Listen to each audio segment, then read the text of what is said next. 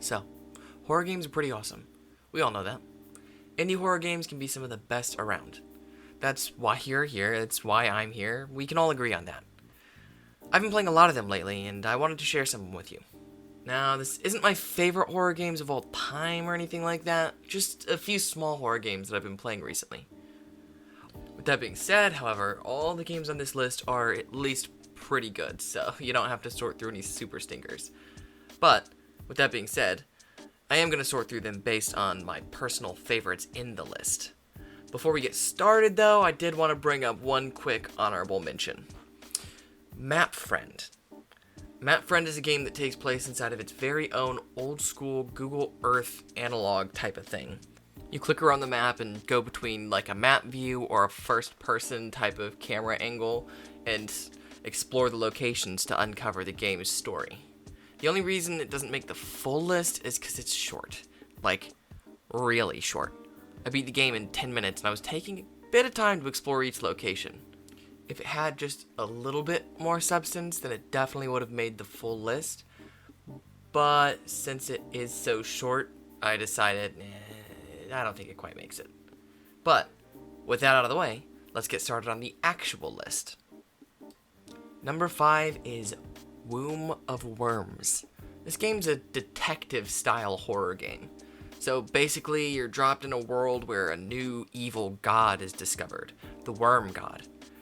Your friend, he turns out to maybe just so happen to be the god's new vessel, or birthing the god's new vessel, I guess, technically, which is peachy, and he ends up dead. Very dead. Very, very gruesomely dead. And a new host gets infested to grow the god's next vessel, and you are determined to find them and put a bullet in them. This game's got a lot of grotesque horror in it and has a very uneasy vibe. The gameplay involves you going around and interrogating all the local townsfolk to try and gather enough information to make your decision on who gets to live and who doesn't. The game's fairly short and simple, but that's not necessarily a bad thing. It has a pretty cool, if not a bit predictable story that's good enough to keep you playing for the 30 or so minutes that it'll take to complete. This game is free on itch.io, which is always a plus, and I think that makes it worth a playthrough if you like trying new horror games, especially fucking grotesque ones. But, moving on to the next game. Coming in at number 4 is going to be The Flayed Man. This game's a shorter point-and-click style, mostly story-driven horror puzzle game, where you play as, guess what, a flayed man. You're in a sort of a limbo, where your job is to judge the lost souls who tell you their sins in a confessional booth. You can choose whether you forgive them or whether you condemn them for their sins. But be careful, because how you judge others affects how you yourself get judged in the end. This game has multiple endings and offers a good bit of replayability. Horror theme is more body horror and grotesque horror, so if that's your thing, then go off. There aren't too many outright scares though, and it's more driven by the story, which I personally enjoy. But it's also only $3 USD on Steam, which is a pretty low financial investment, which is always a plus. So all in all, it's a pretty fun experience for 30 minutes or an hour or so.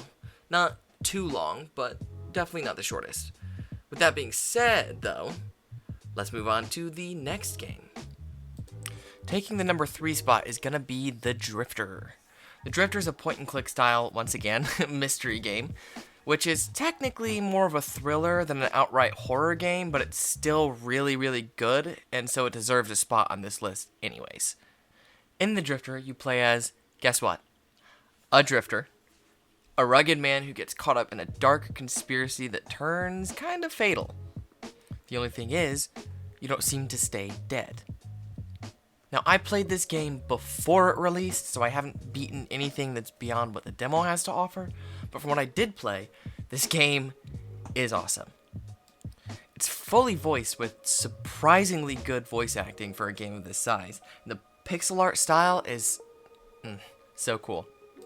What I played was definitely more eerie or suspenseful than it was outright scary, but I'd still consider it within the genre.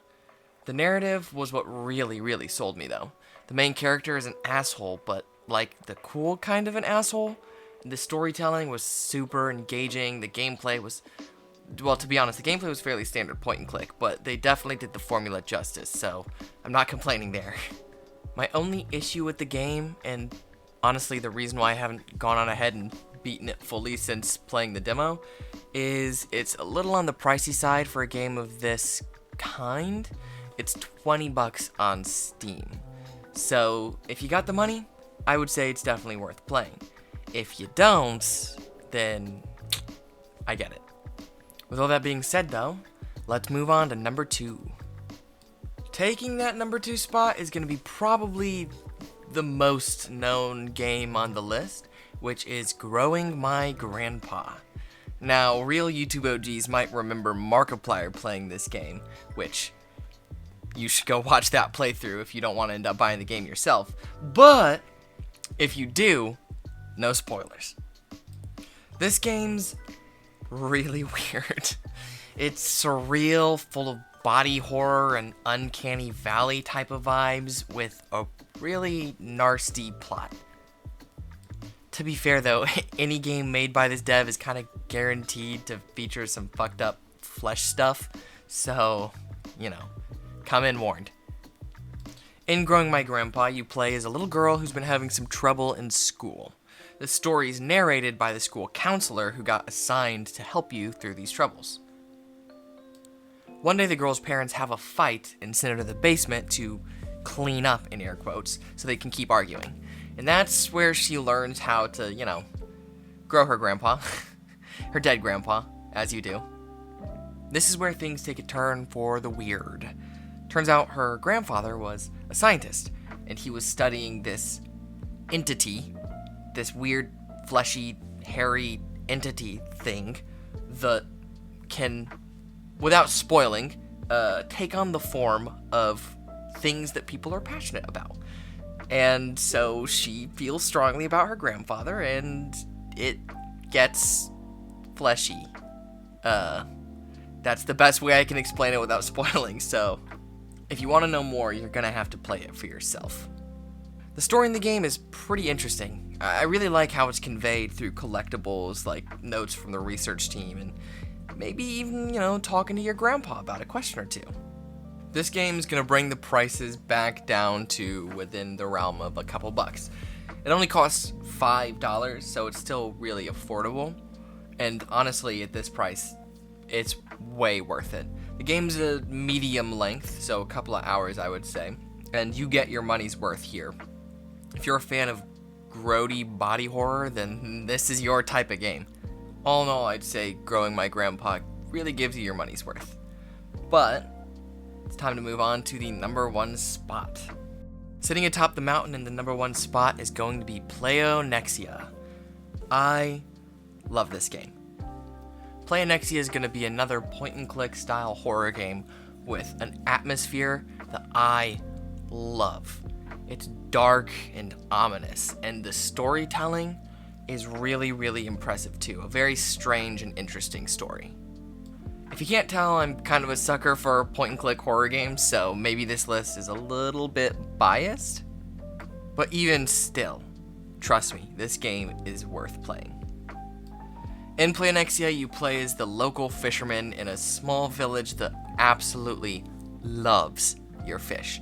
And I mean, they really love your fish, to the point that you charge $1,000, 1,000 clams for your fishies, and they still fork it over. And all you have to do is keep up your inventory. That shouldn't be hard, right? Right? I love the style and feel of this game. It's dark, it's ominous, and the art style is super unsettling. Not to mention the story is also kinda dark. At first, the story made a little bit of sense, but it still left a lot to the mind to interpret and fill in the blanks. But the game has a secret ending that you can unlock in a very interesting way, by the way. And that ends up clearing a lot of the story questions that you probably come up with going through the normal story. Now, this game is actually one of my favorites in the horror genre, period, which is super surprising because it costs $3.99 don't have to spend $1 for on itch.io.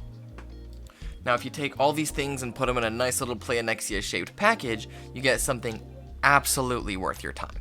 It's not crazy long, so you don't have to invest a ton of time, and obviously, it's free, so you don't have to invest any money, and the atmosphere and the vibes are so cool that you absolutely get your time back, twofold even.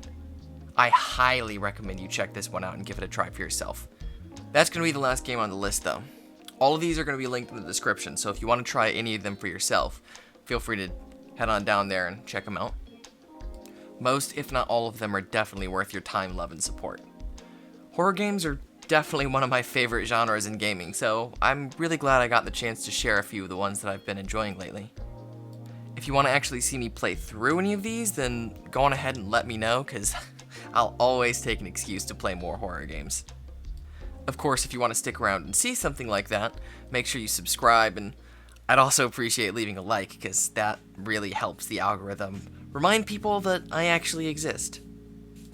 But with all that self-promoting bullshit out of the way, thanks a ton for watching this far. At the end of the day, all I ask of you is just watch my videos and hopefully I made you smile. That's the end of this one though, so thanks again, and I guess I'll see you in the next video. Peace.